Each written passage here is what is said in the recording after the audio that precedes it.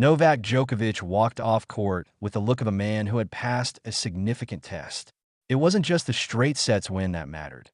It was how he had to dig deep against a battle-hardened opponent, a player he knows well and respects immensely.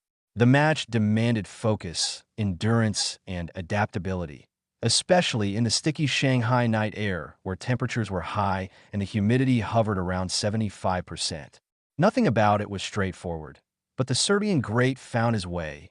Using resilience and intelligence to come through, he began his reflection by acknowledging the challenge Marin Cilic presented. Djokovic's respect for the Croatian was evident. He pointed out that Cilic is not only a top competitor with an impressive career resume, but also someone he has known personally for many years. They share a cultural bond, speaking the same language, and their relationship extends beyond the lines of the tennis court. Off court, they enjoy a friendship based on mutual admiration. On court, however, Djokovic knows better than anyone that when Cilic is in full flow, striking the ball with conviction and stepping inside the baseline, he has the firepower to trouble and even beat the very best. This made their encounter tricky. Djokovic admitted that early on he struggled to find his timing from the baseline. The rhythm he wanted wasn't quite there, and he was conscious that his last competitive appearance had been at the U.S. Open weeks earlier. That lack of recent match play meant he had to search for solutions against an opponent who was playing aggressively and giving him very little room to maneuver. Djokovic found himself being rushed, suffocated by the depth of Cilic's ground strokes, and forced to respond under pressure. What rescued him in those moments, he explained, was his serve. Known primarily as a returner, Djokovic has worked tirelessly throughout his career to transform his serve into a weapon, and in Shanghai, it became his lifeline. He pointed out that when the rallies weren't going his way, his ability to deliver clutch first serves allowed him to get out of danger and regain control of games that might otherwise have slipped. That gave him confidence and created the platform to eventually impose his own patterns of play. Although he recognized there's still room to improve as the tournament unfolds, he was satisfied that he had been able to serve his way to stability in a match that might otherwise have become a real battle. Attention then turned to Djokovic's history with Shanghai and, more broadly, with China. This is a region of the tennis world that holds special significance for him. His connection with the country goes back nearly 2 decades to 2007, when he first appeared at the Tennis Masters Cup. Since then, he has returned regularly, building not only a formidable record on the court, but also a genuine bond with the fans. When asked about this connection, Djokovic's words carried warmth.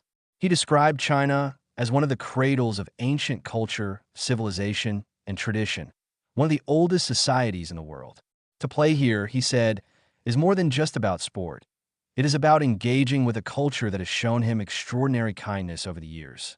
The affection he receives from Chinese fans, he admitted, is unparalleled anywhere outside his own homeland. He recalled with a smile how supporters sometimes wait for hours, even overnight, just for a chance to hand him gifts, exchange a few words, snap a quick photograph, or simply be close to him. This level of passion, he emphasized, is something he deeply values and never takes for granted. Part of what motivated him to return this year, Djokovic revealed, was precisely this desire to reconnect with those fans.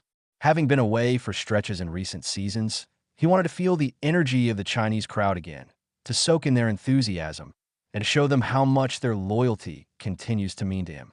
He described it as a relationship that grows stronger year after year, one that he seeks to honor not only through the quality of his tennis, but also through small gestures, like greeting them in Mandarin and learning phrases to communicate in their language.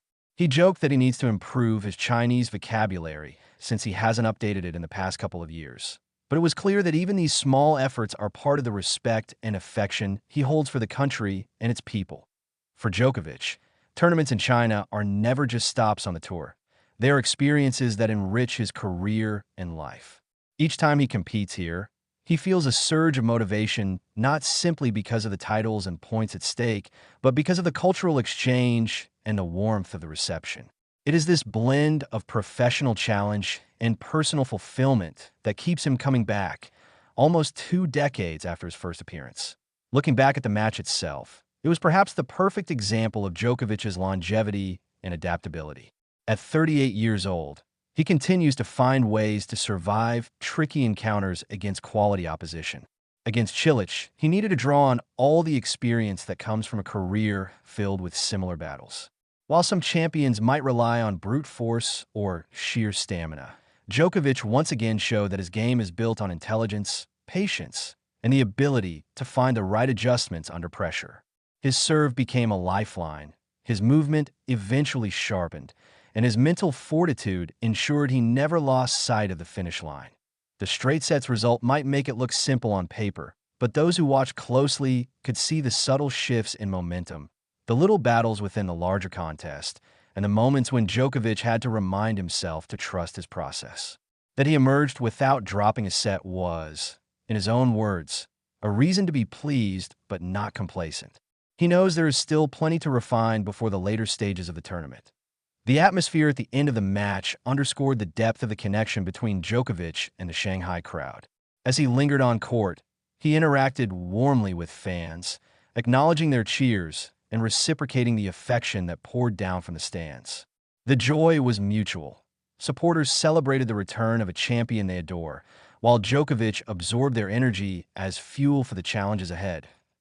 As the interview wrapped up, the message was clear. This was not just another win for Djokovic. It was a reaffirmation of why he continues to play at the highest level. It was about testing himself against experienced opponents like Cilic, finding solutions in difficult conditions, and once again proving that his mental and physical resilience remain intact.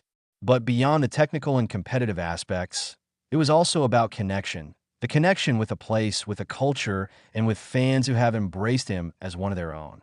Very impressive tonight. We'll see you Sunday. The interviewer concluded. Djokovic responded with gratitude, thanking the crowd and the interviewer alike. It was a simple ending to a significant evening. In the grand scheme of his career, it may have been just one victory in the opening round of a tournament, but for Djokovic, it was a reminder of why he still finds fulfillment in these moments. The challenge of the match, the respect for his opponent, the love of the fans, and the chance to keep building on a relationship with China that has lasted nearly 2 decades and, by all appearances, will continue to thrive.